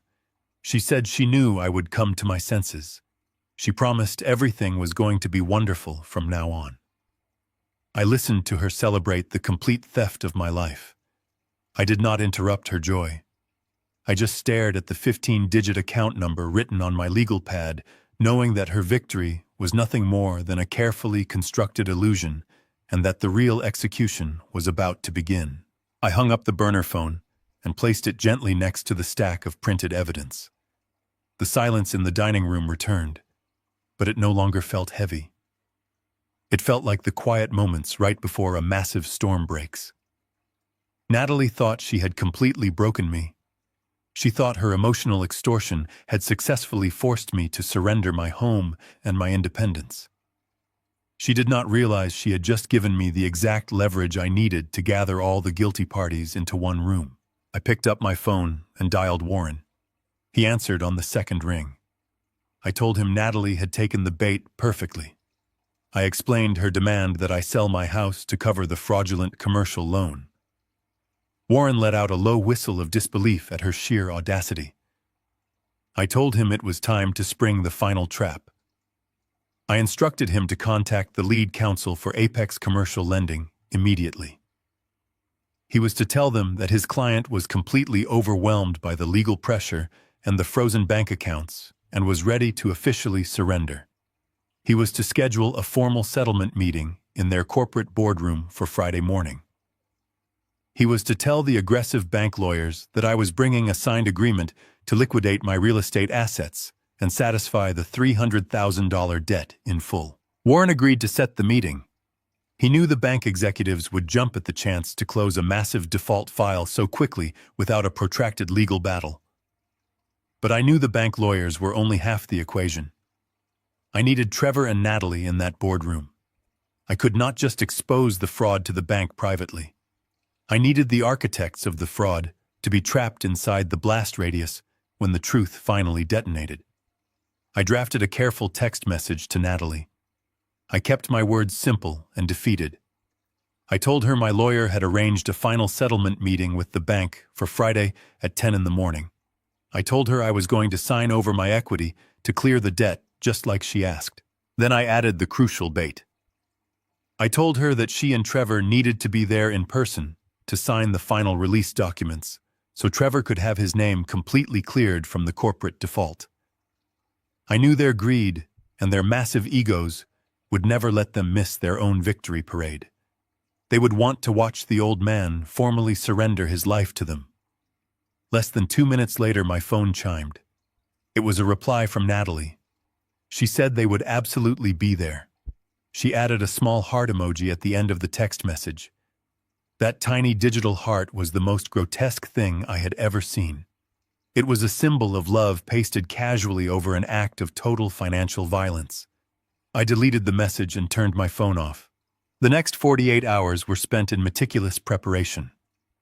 I did not focus on the emotional weight of what was about to happen. I focused entirely on the physical evidence. I took the fake invoice from Industrial Solutions Incorporated, the clearinghouse wire transfer receipts, and the Delaware franchise tax report proving Natalie controlled the offshore shell company. I placed them all into a plain manila folder. I did not use a heavy leather briefcase. I wanted to look exactly like the broken, exhausted senior citizen they expected to see. I wanted them to feel absolutely secure right up until the second the floor collapsed beneath them. On Friday morning, I woke up before the sun. I went to my closet and selected my clothes with careful intention. I chose a slightly worn gray suit I had owned for 15 years. It was clean and pressed, but it looked tired. It was the uniform of a defeated man. I stood in front of my bathroom mirror and looked at my reflection. The face looking back at me was lined with age and gray hair, but the eyes were completely different. The eyes were sharp, cold, and entirely devoid of mercy. The father who had loved his daughter unconditionally was gone. The man wearing the gray suit was a retired federal investigator, carrying a folder full of federal felonies. I walked through my quiet house one last time. I touched the wooden doorframes I had sanded and painted. I looked at the kitchen where I had cooked thousands of family meals. They wanted to take this from me. They wanted to strip away my dignity and leave me with absolutely nothing. I picked up the plain manila folder from the dining room table. It felt incredibly light in my hands considering it contained the absolute destruction of 2 human lives. I walked out the front door and locked it behind me. The morning air was crisp and completely clear. I got into my car and started the engine. I placed the folder on the passenger seat and drove toward the financial district, ready to execute the final adjustment. The Apex Commercial Lending Building was a massive monolithic structure of steel and reflective glass, dominating the downtown financial skyline. It was architectural intimidation designed specifically to make the average citizen feel incredibly small and entirely powerless. I parked my modest domestic sedan in the dimly lit underground parking garage and took the express elevator up to the 42nd floor. My attorney Warren was already waiting for me in the expansive marble lobby. He wore a dark charcoal suit that looked like expensive tailored armor. He did not offer a polite greeting or ask how I was feeling. He simply looked at the plain manila folder clutched in my hand and gave a single sharp nod of confirmation. The preparation was over. We walked past the receptionist and proceeded down a long, silent corridor lined with frosted glass walls. The corporate environment was completely sterile, smelling faintly of ozone and industrial cleaning supplies. Warren pushed open the heavy oak double doors leading into the executive boardroom. The room was massive, anchored by a long, polished mahogany table that stretched almost 20 feet across the floor. The far wall was made entirely of floor-to-ceiling windows, offering a dizzying panoramic view of the city below. It was a room designed to make the people sitting inside it feel like gods ruling over the concrete jungle. 2 men in sharp gray suits were sitting on the opposite side of the table. These were the senior litigators representing the commercial bank. They did not bother to stand up or offer their hands when I walked into the room. They looked at me with a potent mixture of corporate boredom and predatory satisfaction. To these men, I was not a human being who had been betrayed by his family. I was simply a delinquent financial file that was finally being closed. They had thick stacks of legal documents arranged perfectly in front of them. The papers were marked with bright blue sticky tabs indicating exactly where I was supposed to sign away my home and my future. My attention shifted away from the hostile bank executives and focused on the far end of the long table. My daughter and her husband were already seated waiting for the show to begin. Natalie and Trevor had dressed up specifically for this occasion. Trevor was wearing a custom-tailored Italian suit that hugged his shoulders perfectly, and a heavy gold watch that caught the sunlight pouring through the windows. He looked nothing like a man whose logistics company had just collapsed into massive default. Natalie wore a pristine white designer dress and delicate diamond earrings. They looked absolutely radiant. They looked like young, successful executives celebrating a massive corporate acquisition. They had completely insulated themselves from the reality that their luxurious lifestyle was built entirely on my imminent destruction. When Natalie saw me walk into the room, she offered me a soft, incredibly patronizing smile. It was the exact kind of smile you give to a tired old dog right before you put it to sleep. She tilted her head, giving a flawless performance of a deeply concerned daughter who was just relieved her stubborn father had finally seen reason. Trevor did not even bother to pretend he cared. He leaned far back in his heavy leather chair, crossing his arms over his chest, radiating absolute arrogance. He looked at me as if I were a slow-moving servant who had finally arrived to clean up his mess. Warren pulled out a leather chair for me, and I sat down directly across from the bank lawyers. I placed the plain manila folder flat on the polished mahogany table directly in front of me. I kept my hands folded neatly in my lap. I did not look angry. I did not look terrified. I perfectly maintained the fragile illusion of a broken senior citizen who had finally run out of options. The lead bank attorney cleared his throat, breaking the heavy, expectant silence in the room. He tapped his expensive gold pen against the thick stack of settlement papers. He began to speak using that rapid, condescending legal tone specifically designed to intimidate civilians into quick compliance. He stated for the record that we were gathered to finalize the voluntary liquidation of my real estate assets to fully satisfy the corporate default of the logistics company. I listened to his voice drone on, absorbing the absolute confidence radiating from my daughter sitting across the table. They all thought the game was over. They had absolutely no idea the executioner had just taken his seat. The lead bank attorney stopped talking and pushed a pristine silver pen across the polished mahogany table toward me. He pointed to the thick stack of settlement documents demanding my signature. The silence in the room was absolute, waiting for me to surrender. I looked at the pen, and then I looked directly into Natalie's eyes. She gave me that same patronizing smile, expecting me to fold. But I did not reach for the pen. Instead, I leaned back in my chair and placed both hands flat on the table. The sudden shift in my posture was subtle, but it immediately broke the illusion of the defeated old man. I told the lead attorney that I appreciated his thorough explanation of the settlement terms. Then I looked at Trevor, who was still leaning back in his chair with absolute arrogance. I told the room that I was not there to sign a settlement agreement. I stated clearly and calmly that I was not going to give the bank my house, and I was certainly not going to pay Trevor's fraudulent debt. The immediate reaction was profound confusion.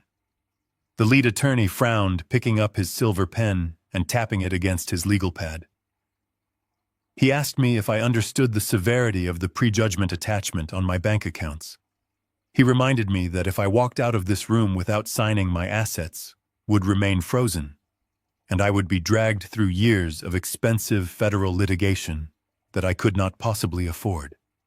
Natalie's patronizing smile vanished completely, replaced by a sharp look of intense irritation. She leaned forward, gripping the edge of the mahogany table. She used my first name again, trying to reassert her dominance. She told me to stop being difficult and just sign the paperwork so we could all move on with our lives. She actually tried to frame my refusal as an act of petty stubbornness rather than a desperate fight for survival. Trevor finally sat up straight, letting out a loud, exasperated sigh. He looked at my attorney, Warren, and asked him if he was going to let his client make a massive mistake. Trevor assumed Warren was just a standard family lawyer who would force me to settle to collect his hourly fee. Trevor had absolutely no idea who he was talking to. Warren did not look at Trevor. He looked directly at the senior bank litigators. Warren's voice was deep and resonant, filling the massive boardroom. He told the bank attorneys that his client was completely aware of the legal and financial consequences of refusing the settlement. Warren then stated that his client was refusing the settlement because the underlying commercial debt was entirely built on a foundation of federal wire fraud and systemic asset concealment. The word fraud hung in the air like a physical weight. The two bank attorneys stopped moving completely. In the world of high-level commercial lending, fraud is the absolute worst-case scenario.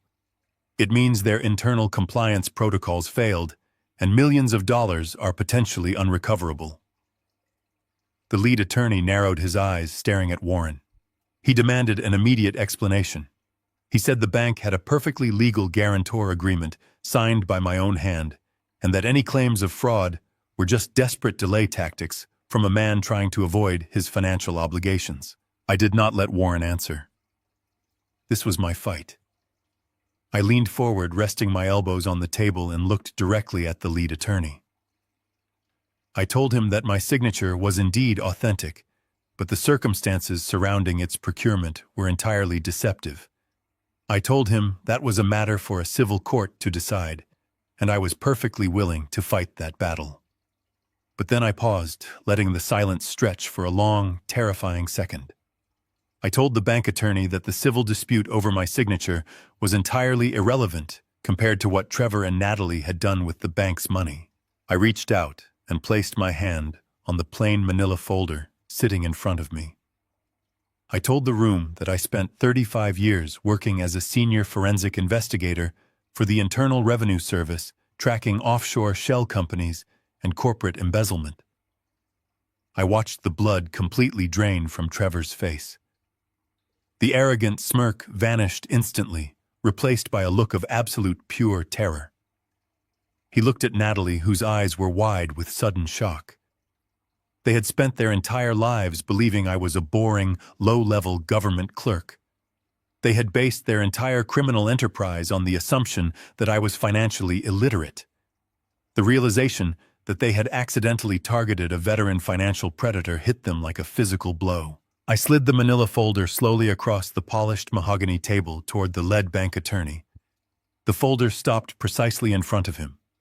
I told him that inside that folder, he would find the absolute destruction of his $300,000 commercial loan. I told him he would find proof that the heavy machinery his bank supposedly financed did not actually exist. I told him he would find proof that the entire default was a carefully staged event. And finally, I told him he would find the exact routing numbers and the Delaware Shell Company franchise tax reports proving exactly where the stolen money was currently sitting. I did not raise my voice. I did not yell. I delivered the truth with the cold, clinical precision of an executioner dropping the blade. The illusion of my defeat was entirely shattered, and the real trial had just begun. The lead attorney slowly opened the plain manila folder. His eyes immediately fell upon the first document. It was the invoice from Industrial Solutions Incorporated. I watched his face closely. A good commercial litigator knows exactly what a legitimate equipment invoice looks like, and he knows what a desperate fabrication looks like. I did not wait for him to ask questions. I began my audit. I kept my voice perfectly level, speaking with the measured cadence of an expert witness testifying in federal court. I directed my attention to the two bank lawyers, completely ignoring my daughter and her husband for the moment. I told them to look closely at the serial numbers listed for the 3 heavy-duty forklifts. I explained that heavy machinery manufacturers do not issue perfectly sequential serial numbers ending in 0102 and 03 to a single retail buyer unless they are pulling them directly off a custom assembly line. I told the lawyers that I had run those specific alphanumeric sequences through the Global Equipment Registry. I let the silence hang for a moment before delivering the final blow regarding the machinery. I informed the room that those serial numbers actually belonged to 3 residential riding lawnmowers manufactured over a decade ago. The second bank attorney leaned over, staring at the paper. His corporate boredom had completely vanished, replaced by a sharp, predatory focus. I told them to turn to the next page. It was a photograph of the decaying strip mall where the supposed vendor was located. I explained that Industrial Solutions Incorporated was not a massive manufacturing warehouse. It was a $30 a month metal mailbox inside a discount shipping center. I watched Trevor out of the corner of my eye. He had stopped breathing. His hands were gripping the armrests of his leather chair so hard his knuckles were entirely white. I was methodically dismantling his fragile ego right in front of the men he had tried to impress. I told the bank lawyers to look at the collateral verification photographs Trevor had submitted, the glossy pictures of the yellow forklifts. I handed them the printed results of my reverse image search. I explained that their primary borrower had simply downloaded stock photography from a European website and passed it off as verified collateral. I told them there was no machinery. There were no assets to repossess. The entire loan application was a carefully constructed fiction designed to extract $300,000 in pure liquid cash. The lead attorney looked up from the folder. His face was pale. He realized his bank had just authorized a massive uncollateralized payout to a ghost. He asked me directly where the money went. He knew that if the machinery was fake, the funds were stolen. I told him to turn to the third document in the folder. It was the Internal Clearinghouse wire transfer receipt. I explained that criminals are incredibly predictable when they steal large sums of money. They panic and try to move the cash as far away from the crime scene as quickly as possible. I walked the lawyers through the general ledger of Trevor Logistics Company. I pointed out the exact timeline. The loan was deposited on a Tuesday, and by Thursday afternoon, $295,000 had been wired out of the primary account. I read the destination routing number out loud, letting the numbers echo in the massive boardroom. I told them the money did not go to a vendor. It went to a private wealth management firm headquartered in Delaware. Until this moment, Natalie had remained completely silent. She was sitting frozen in her chair, her pristine white designer dress suddenly looking entirely out of place. She still thought she was safe. She thought Trevor was taking the fall for the fake invoices. She thought her offshore shell company was an impenetrable fortress of anonymity. I turned my head and looked directly at my daughter. The maternal, patronizing smile was completely gone. She looked like a trapped animal. I told the room that Delaware is a notorious corporate haven used to hide stolen assets. I explained that while the public registry hides the true owners, the federal banking system does not. I told the lead attorney to turn to the final page in the manila folder. It was the initial franchise tax report for Horizon Capital Holdings. I instructed him to look at the authorized signature at the bottom of the page. I did not read the name myself. I forced the bank lawyer to do it. The lead attorney adjusted his glasses and read the name aloud. Natalie. The sound of her own name being read from a federal fraud document completely shattered Natalie. She let out a sharp gasp, pressing her hand against her mouth. Trevor turned to look at her, his eyes wide with a mixture of betrayal and terror. Even in his incompetence, he apparently did not know the full extent of her involvement. He thought she was just holding the money, not actively managing the shell corporation. The entire dynamic of their marriage collapsed right there in the boardroom. They were no longer partners in a successful corporate lifestyle. They were co-conspirators in a massive federal felony, and the walls were rapidly closing in. I looked at Natalie and told her that her Delaware account was not a safe haven. I told her it was a digital cage and she had just locked herself inside it. She tried to speak. She stammered, saying that it was a misunderstanding, that she was just managing an investment fund for her husband. Her voice was shaking so badly, the words barely made sense. She was no longer the confident architect of my destruction. She was just a frightened amateur who had been caught red-handed by the exact man she had tried to destroy. I turned my attention back to the bank litigators. They were no longer looking at me as a delinquent debtor. They were looking at Natalie and Trevor as hostile criminal targets. I explained that under federal lending laws, a guarantor agreement is completely null and void if the underlying contract was executed under fraudulent pretenses by the primary borrower. I told them they could spend the next 3 years trying to sue a 68-year-old man for a forged signature on a fake permit, or they could pick up the telephone right now and recover their stolen $300,000 from the Delaware account sitting on the table. I gave them the exact account numbers, the routing codes, and the managing director identification. I had handed them a perfectly wrapped gift. I had done the job of an entire federal investigative team in less than 48 hours. The lead attorney slowly closed the manila folder. He placed his hands flat on top of it. He looked at me with a new expression. It was a look of profound professional respect. He realized he was not sitting across from a victim. He was sitting across from an apex predator who had just delivered the heads of his enemies on a silver platter. The silence in the executive boardroom was deafening. The aggressive posture of the bank lawyers had completely dissolved into cautious awe. They were looking at the perfectly documented trail of a massive corporate theft. Trevor was staring at the floor, his breathing ragged and shallow. He looked like a man who had just been handed a terminal diagnosis. Natalie was crying now, but they were not the manipulative tears she had used to trick me into signing the clipboard. They were tears of absolute panic. She looked at me, begging silently with her eyes. She wanted the father who had always fixed her mistakes to magically appear and save her from the consequences of her own greed. But that father was dead. He died the moment she looked him in the eye and told him he was a disposable asset. I sat perfectly still, watching the destruction I had orchestrated unfold. I felt no joy and no sorrow. I simply felt the cold satisfaction of a balanced ledger. I had cleared my name, and I had exposed the truth.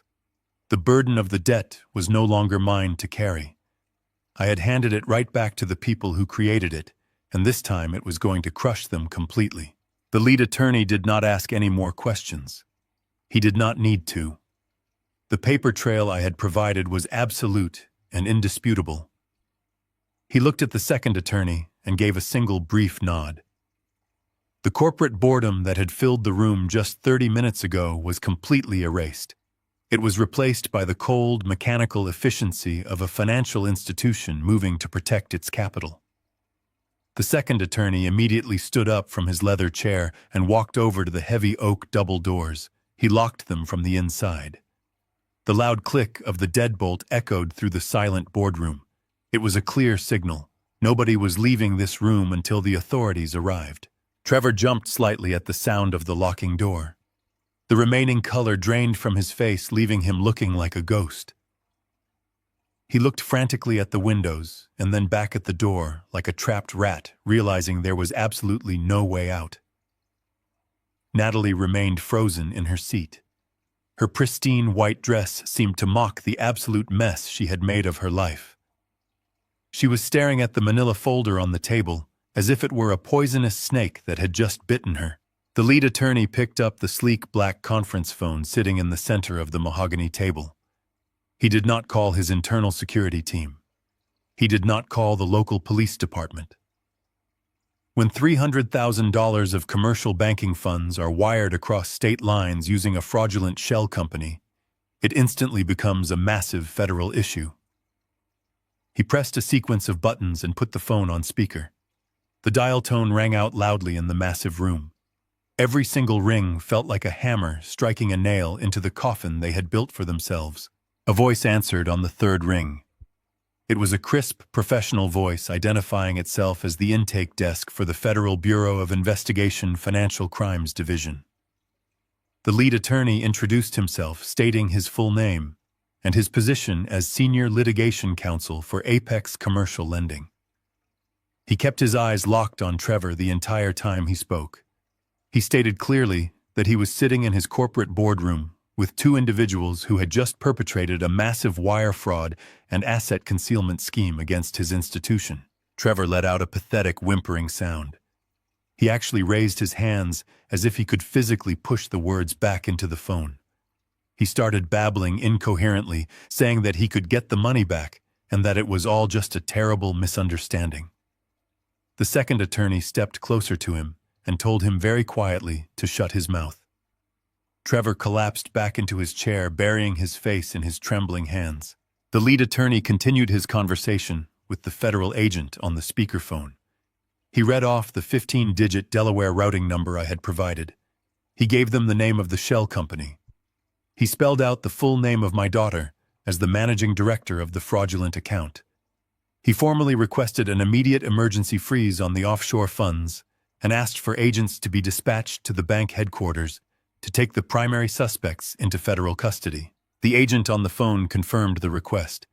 He stated that a rapid response team was only 10 minutes away.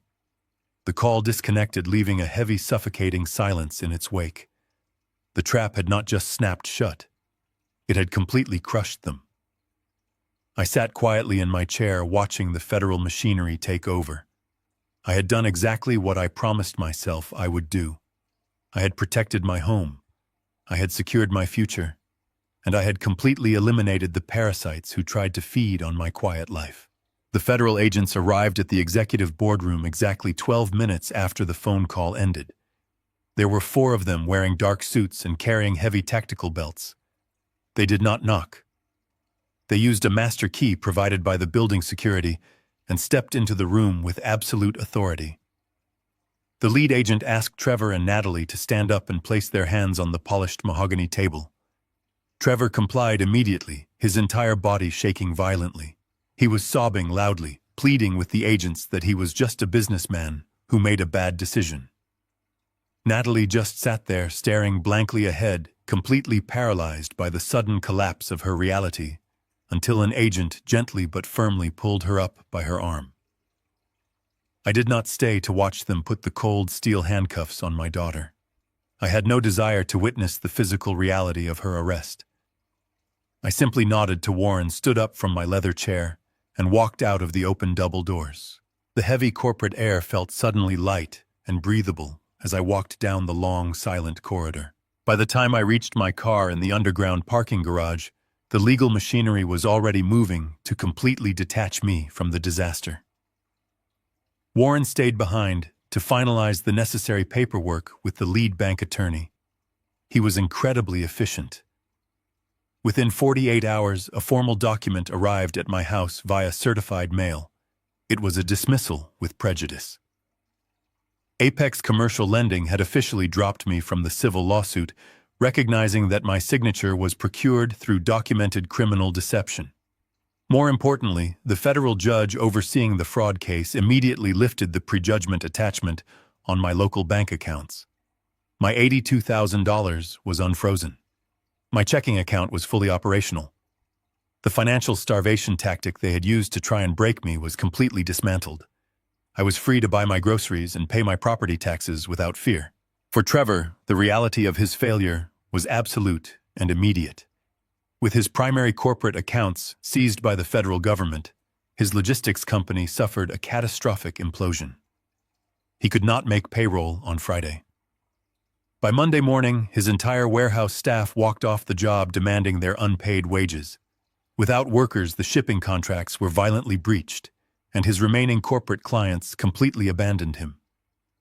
The bank moved in rapidly to liquidate whatever legitimate assets were left in the warehouse just to recoup their initial operational losses. The luxury cars parked in his pristine driveway were repossessed by the end of the week. The massive house in the gated community was placed into foreclosure. The beautiful facade of his success evaporated almost overnight, leaving nothing behind but a mountain of debt and public disgrace. The federal investigation into the Delaware Shell Company was incredibly swift. Because I had handed them the exact routing numbers and the franchise tax reports, the agents did not have to spend months building a circumstantial case. They subpoenaed the private wealth management firm and froze the stolen $295,000 before Natalie could even attempt to transfer it to a foreign jurisdiction. 2 weeks after the boardroom meeting, the Department of Justice handed down formal indictments. Trevor and Natalie were both charged with multiple counts of federal wire fraud, bank fraud, and conspiracy to commit money laundering. They were no longer dealing with a civil dispute over a defaulted business loan. They were facing federal prosecutors who possessed an absolutely perfect paper trail. The potential penalty for their crimes was up to 20 years in a federal penitentiary. They had tried to steal my modest home to save their mansion, and as a direct result, they were going to lose their freedom entirely. 3 weeks after the boardroom meeting, my life had returned to its quiet rhythm. I was sitting on my back porch drinking a cup of coffee when I heard a frantic pounding on my front door. It was not the confident, sharp ring of a process server. It was the desperate hammering of someone who had completely run out of options. I walked slowly through the house and opened the front door. Natalie was standing on my porch. The pristine white designer dress and the delicate diamond earrings were completely gone. She was wearing a faded gray sweatshirt, and her hair was a tangled mess. Her face was pale, and her eyes were red from crying. She looked exhausted and utterly terrified. She did not try to project any authority or arrogance this time. She immediately started weeping the moment she saw my face. She told me the federal prosecutors were officially moving forward with the grand jury indictment. She said the public defender assigned to her case was completely overwhelmed and had told her she was facing a minimum of 10 years in prison. She grabbed the edge of the wooden doorframe and begged me to hire Warren to defend her. She said I was the only person in the world who could afford a high-level criminal defense attorney now that all of her offshore accounts and local assets were frozen. She looked at me with those wide, panicked eyes and pleaded with me to save her. She told me I was her father and that I had a moral obligation to protect her from this nightmare.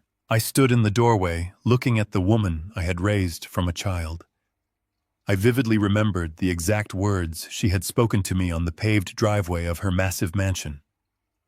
I remembered how calmly she had explained that my financial destruction was simply a necessary sacrifice for the survival of her luxurious lifestyle.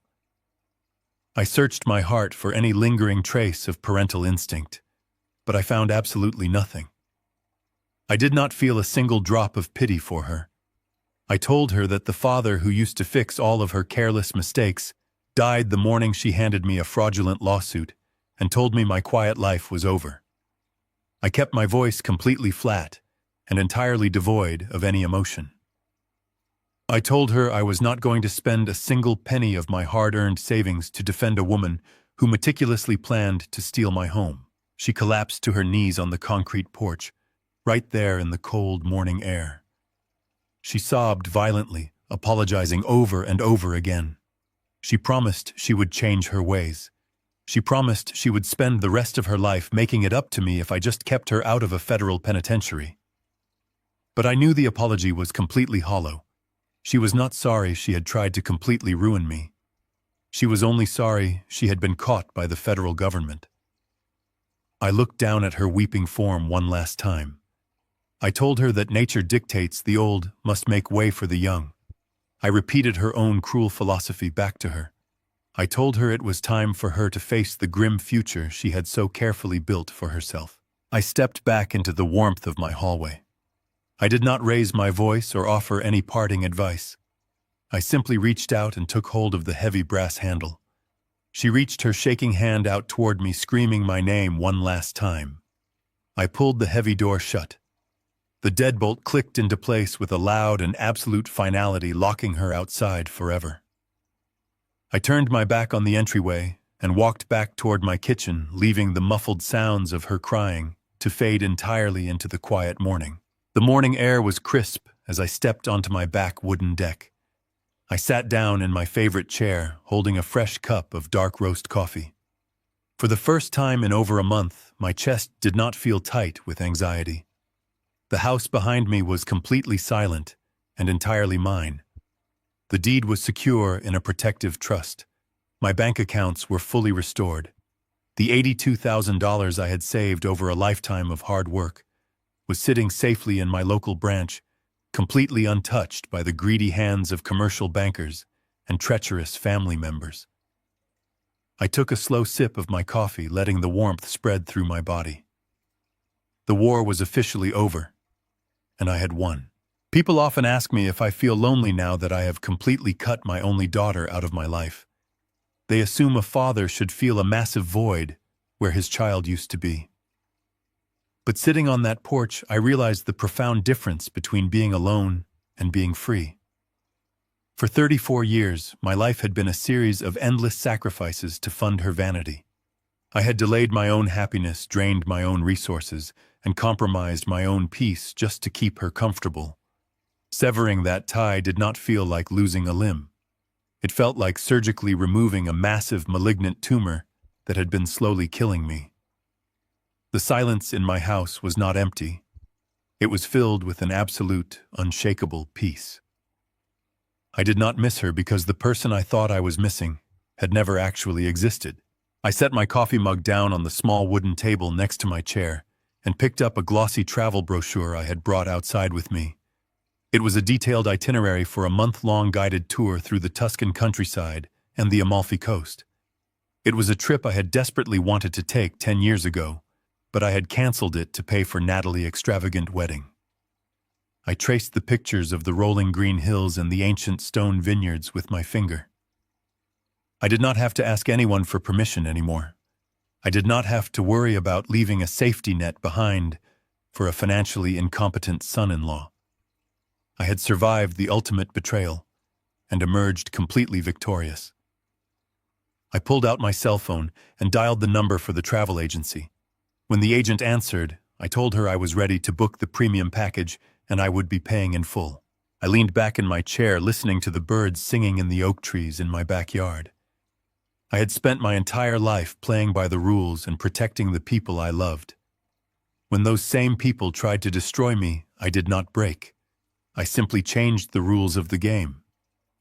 I am 68 years old, and for the very first time, my life belongs entirely to me. Have you ever had to walk away from toxic family members to save your own sanity? Let me know your story in the comments below. If you found my journey satisfying, hit that like button and make sure to subscribe to the channel for more stories of justice and survival. Thank you for listening to my story. Never let anyone convince you that your kindness is a weakness.